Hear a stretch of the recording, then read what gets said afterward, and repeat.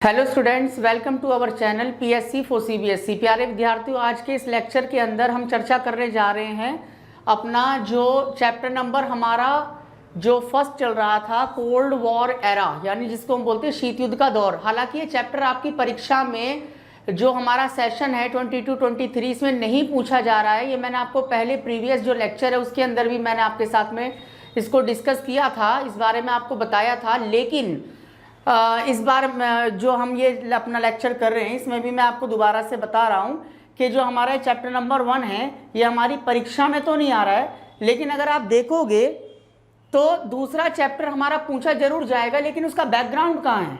उसका बैकग्राउंड है chapter number 1, इसलिए चैप्टर नंबर 1 को करना बेहद ज़रूरी है। आप देख लीजिए, किसी से भी आप अगर इस बारे में चर्चा करेंगे तो वो आपको यही बताएगा कि भाई जो चैप्टर नंबर 1 है वो एक तरीके से पूरी जो बुक है हमारी समकालीन विश्व राजनीति उसका एक बेस है, और बिना बेस के आप कैसे उसको आगे के लिए प्रिपेयर कर पाएंगे चीज़ें, तो बहुत मुश्किल होगा। इसलिए चैप्टर नंबर 2 पर जाने से पहले चैप्टर नंबर 1 को करना ज़रूरी है, बावजूद इसके कि ये हमारी परीक्षा में नहीं आ रहा है। लेकिन कई बार क्या होता है कि सीबीएसई जो है वो ऐसे क्वेश्चन कुछ मार्क्स में 1 मार्क्स या 2 मार्क्स में इस तरीके के वहाँ पूछ लेती है। ठीक है, तो आइए हम चैप्टर की अपनी शुरुआत कर रहे हैं। ठीक है, क्लास हमारी 12th है, ठीक है, पॉलिटिकल साइंस है, और इसमें हमने शीत युद्ध के बारे में जानने की कोशिश की थी। तो यहाँ आप देख रहे हैं शीत युद्ध को डिफाइन करने की कोशिश की गई है।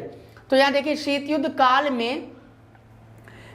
काल में 2 महाशक्तियां थी। ठीक है, अब वो 2 महाशक्तियां कौन सी थी? यहाँ पर एक शब्द आया है 2 महाशक्तियां। ठीक है, तो सबसे पहले तो मैं आपको बता दूं शीत युद्ध काल के बारे में मैंने आपको क्या बताया था? इसकी डेफिनेशन में मैंने बताया था परस्पर 2 महाशक्तियों, यहां पर भी 2 महाशक्तियां शब्द यूज हुआ था जब इसकी डेफिनेशन हमने की थी। परस्पर का मतलब होता है आपस में। ठीक है जी, परस्पर यानी आपस में 2 महाशक्तियां। जब 2 महाशक्तियों की बात हो रही है तो इधर बात हो रही है जी संयुक्त राज्य अमेरिका की, और यहां पर बात किसकी हुई है? यहां पर बात हुई है सोवियत संघ की। ठीक है, तो एक तरफ यूएसए, एक तरफ यूएसएसआर। ठीक है, इनके बारे में, इन 2 महाशक्तियों के बारे में डेफिनेशन में बताया गया है। और यहाँ पर जिन 2 महाशक्तियों का जिक्र किया गया है, जिनका उल्लेख किया गया जा रहा है, वो भी यही 2 महाशक्तियां हैं, जिसमें अमेरिका की विचारधारा क्या थी आपको पता है? अमेरिका की विचारधारा पूंजीवादी, जबकि सोवियत संघ की विचारधारा क्या थी? सोवियत संघ की विचारधारा साम्यवादी थी। ये 2 महाशक्तियां। तो यहाँ देख रहे हैं हम शीत युद्ध काल में दोनों महाशक्तियां यानी यूएसए यूएसएसआर, अमेरिका सोवियत संघ, एक दूसरे को पछाड़ना चाहती थी। दोनों महाशक्तियां थी जो एक दूसरे को पछाड़ना चाहती थी। दोनों चाहती थी कि हम दूसरे को पछाड़ दें और हम आगे निकल जाएं, हम फर्स्ट नंबर की पोजीशन में आ जाएं। तो यहाँ पर जिस कारण क्या हुआ, क्योंकि दोनों महाशक्तियां तो एक दूसरे को पछाड़ना चाहती हैं, तो जिस कारण क्या हुआ कि अनेक सैन्य संगठन जो थे वो स्थापित हुए इसी शीत युद्ध काल में। और शीत युद्ध आपको पता है बेटा कब से स्टार्ट हुआ? शीत युद्ध स्टार्ट हुआ था 1945 से हमारा शीत युद्ध स्टार्ट हुआ था, और 1991 तक ये जो काल है ये हमारा शीत युद्ध काल है। और शीत युद्ध काल में दोनों महाशक्तियां एक दूसरे को पछाड़ना चाहती थी, और जिस कारण अनेक सैन्य संगठन स्थापित किए गए। और इसी क्रम में आप देखेंगे कि जो एक महाद्वीप है यूरोप महाद्वीप, ये क्या हुआ? ये विभाजित हो गया। कितने भागों में? 2 भागों में। तो यहाँ आप देख पा रहे हैं यूरोप, और यहाँ पर एक तरफ पश्चिमी यूरोप और दूसरी तरफ है हमारा पूर्वी यूरोप। तो जो यूरोप का जो भाग है, जो यूरोप कॉन्टिनेंट है, जो यूरोप महाद्वीप है, शीत युद्ध काल में 2 महाशक्तियां जो परस्पर एक दूसरे से टकरा रही थीं और एक दूसरे को पछाड़ना चाहती थीं, जिसमें अमेरिका कह रहा था कि पूंजीवाद अच्छा है और सोवियत संघ कह रहा है कि साम्यवाद अच्छा है। तो ये कैसे सिद्ध हो कि कौन सी विचारधारा ज़्यादा बेहतर है, कौन सी विचारधारा ज़्यादा अच्छी है, कौन सी विचारधारा ज़्यादा श्रेष्ठ है, ये जानने के लिए दोनों ही महाशक्तियां विश्व के देशों को निरंतर अपने खेमे में शामिल करने का प्रयास कर रही थी। और इसीलिए इन्होंने क्या किया, दुनिया के देशों को अपने अपने खेमे में, अपने अपने ग्रुप में, अपने समूह में शामिल करना शुरू किया। और इसी क्रम में आप देख रहे हैं कि जो यूरोप महाद्वीप है वो दो भागों में बट गया, एक तरफ पश्चिमी यूरोप और दूसरी तरफ हमारा पूर्वी यूरोप। अब पश्चिमी यूरोप के जो प्रमुख 12 देश थे, कितने देश हैं, 12, ये 12 देश जो थे वो पूंजीवादी खेमे में क्या हो गए थे, पूंजीवादी खेमे में शामिल हो गए थे।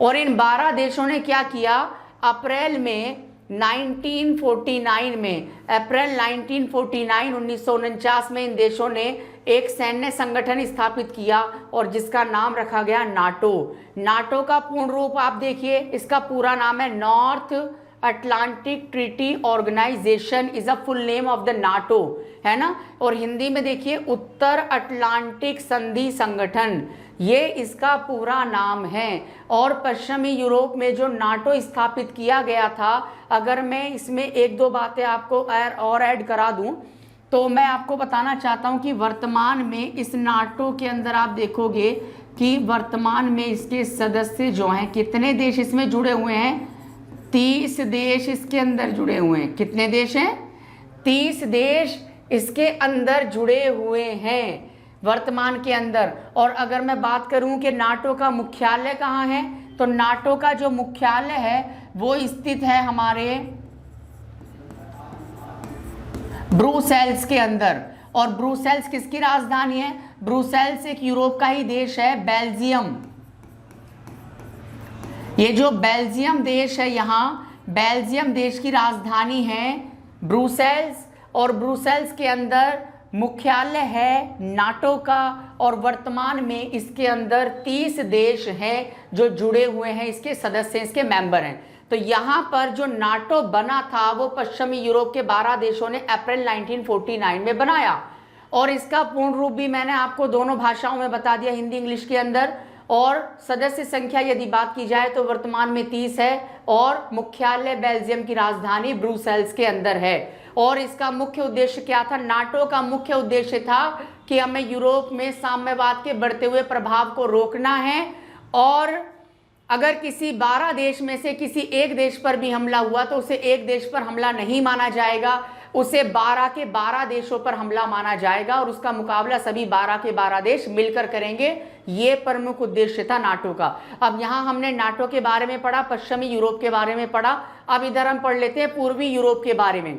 ये जो हमारा पूर्वी यूरोप है, पूर्वी यूरोप के जो 8 प्रमुख देश थे वो आप देख रहे हैं कि कौन से खेमे में शामिल हुए, ये साम्यवादी खेमे में शामिल हो गए। और इन देशों ने क्या किया, नाटो के जवाब में इन्होंने वार्सा संधि या वार्सा पैक्ट किया। अब ये वार्सा संधि या वार्सा पैक्ट जो है वो इसलिए किया गया था ताकि वो पूंजीवाद का जवाब दे सके यूरोप के अंदर और पूंजीवाद को बढ़ने से रोक सके, है ना। एक दूसरे के विपरीत कार्य कर रहे थे, एक दूसरे के विपरीत कदम उठा रहे थे। और ये जो संधि है, ये संधि क्यों की गई, अभी मैंने जैसे बताया कि यूरोप में किसको रोकने के लिए, साम्यवाद के प्रभाव को रोकने के लिए, साम्यवाद के बढ़ते हुए प्रभाव को रोका जा सके, इसलिए वार्सा संधि या वार्सा पैक्ट किया गया। अब यहाँ लिखा है कि जो वार्सा है वो किसकी राजधानी है, वो पोलैंड की राजधानी है। और यहीं पर मिलकर पूर्वी यूरोप के प्रमुख 8 देशों ने क्या किया, 8 देशों ने इस संधि को किया, इसीलिए इसको वार्सा संधि इसका नाम दे दिया गया। तो यहाँ आप देख रहे हैं कि शीत युद्ध काल की वजह से यूरोप कितने भागों में बढ़ गया, 2 भागों में, एक तरफ पूर्वी यूरोप, एक तरफ पश्चिमी यूरोप, एक तरफ 12 देश, एक तरफ 8 देश, एक तरफ नाटो, एक तरफ वार्सा। ठीक है, इस तरीके से आप देख रहे हैं कि यूरोप जो था वो 2 भागों में बंटकर रह गया था। शीत युद्ध ने यूरोप को भी 2 भागों में बांटने का काम किया। ठीक है, अब हम आगे बढ़ रहे हैं, आगे हम देखते हैं। इसके अलावा सीटो और सेंटो तो हमने पढ़ ही लिया। सीटो सेंटो के अलावा भी 2 और सैन्य संगठन है जिनके बारे में हम चर्चा कर लेते हैं अपनी इस क्लास के अंदर। एक है सीटो और एक है हमारा सेंटो। सीटो देखिए यहां पर लिखा है, सीटो का फुल फॉर्म क्या है, सीटो का फुल फॉर्म है South East Asian Treaty Organisation. South East Asian Treaty Organisation क्या है, फुल फॉर्म है सीटो का। हिंदी में कहेंगे इसको दक्षिण पूर्वी एशियाई राष्ट्रों का संघ। इसकी स्थापना कब हुई थी? 1954 में इसकी स्थापना हुई। किसने सहयोग किया था इसे बनाने में? किसकी अहम भूमिका थी? यूएसए की भूमिका थी। किस समय की बात करें? शीत युद्ध काल की बात करें। दूसरा जो सैन्य संगठन है उसका नाम है सेंटो। सेंटो का पूरा नाम है सेंट्रल ट्रीटी ऑर्गेनाइजेशन। इसको कहा जाता है केंद्रीय संधि संगठन। और ये 1955 में बनाया गया। किसके द्वारा? ये भी यूएसए के द्वारा बनाया गया, ताकि एशिया महाद्वीप के अंदर साम्यवाद के प्रभाव को रोका जा सके, साम्यवाद को बढ़ने से रोका जा सके। इसलिए यहाँ पर सीटो और सेंटो को बना दिया गया। ठीक है, तो यहाँ हम एक साथ इन सब को देख सकते हैं। जो हमारे महत्वपूर्ण 4 सैन्य संगठन बनाए गए, कब बनाए, किसने बनाए, तो उनको हम एक ही जगह पर भी देख सकते हैं। प्रमुख सैन्य संगठन, तो सबसे पहले प्रमुख सैन्य संगठन में जिसके बारे में मैंने अभी बात की थी, तो सबसे पहला सैन्य संगठन है नाटो। यहाँ आप देख रहे हैं नाटो। नाटो का पूरा नाम यहाँ लिखा है नॉर्थ अटलांटिक ट्रीटी ऑर्गेनाइजेशन। कब बना था? 1949। और प्रमुख भूमिका थी यूएसए की। यूएसए के माध्यम से इसको स्थापित किया गया। दूसरा है सीटो। सीटो का पूरा नाम है South East Asian Treaty Organisation 1954। और भूमिका किसकी रही थी? यूएसए यानी कि पूंजीवादी अमेरिका। तीसरा है हमारा सेंटो, सेंट्रल ट्रीटी ऑर्गेनाइजेशन। और सेंट्रल ट्रीटी ऑर्गेनाइजेशन 1955 में अमेरिका के सहयोग से स्थापित किया गया सैन्य संगठन। और इस तरफ है हमारा वार्सा संधि या वार्सा पैक्ट। ये पोलैंड की राजधानी है, जिसमें पूर्वी यूरोप के कौन से? जिसमें पूर्वी यूरोप के कितने देश बताए थे मैंने अभी आपको? 8 देश शामिल थे। ठीक है, और ये किसके सहयोग से स्थापित हुआ था? ये यूएसएसआर यानी सोवियत संघ के प्रयासों से इसको स्थापित किया गया था। तो आज के इस लेक्चर के अंदर हमने यही पढ़ा कि शीत युद्ध के कारण विश्व किस तरीके से, यूरोप किस तरीके से न केवल विभाजित हुआ, दूसरी तरफ हम देख रहे हैं कि कुछ प्रमुख सैन्य संगठन भी अपने अस्तित्व में आए। इन बॉक्सेस के अंदर जो इंफॉर्मेशन आपको दी गई है ये आपके पेपर की दृष्टि से भी बहुत महत्वपूर्ण है। इसलिए आगे आने वाले जो चैप्टर हैं उनका एक आधार है ये सारी इंफॉर्मेशन। इसीलिए इन सब के बारे में जानकारी रखना मैं समझता हूँ आप सब के लिए बहुत ज़रूरी है। ये आज का हमारा लेक्चर था। आगे जो हमारे लेक्चर आएंगे उसके अंदर भी हम अपने इसी से रिलेटेड जो टॉपिक्स हैं उन्हीं को हम करेंगे। और बहुत जल्दी से हम अपने जो चैप्टर है, जो हमारा सिलेबस है, उसको हम कवर करने का प्रयास करेंगे। और मैं आपसे यही रिक्वेस्ट करूँगा कि जो भी बच्चे हमारे इस चैनल पर अभी नए हैं, इस वीडियो को देख रहे हैं, तो वो अपने दोस्तों के साथ में भी इसको शेयर कर दीजिए। जो भी बच्चे 12th क्लास में हों और सीबीएसई का वो परीक्षा देंगे, उन सब के साथ में इस वीडियो को आप शेयर कीजिए और वीडियो को लाइक करना ना भूलिए। अगर आप चैनल पर नए हैं तो चैनल को सब्सक्राइब कर लीजिए। इसी के साथ में अपने इस लेक्चर को आज हम यहीं पर फिनिश कर रहे हैं। आगे जो लेक्चर आएगा उसमें हम फिर मिलेंगे एक बार। तब तक आप लोग अपना ख्याल रखिए। Thank you.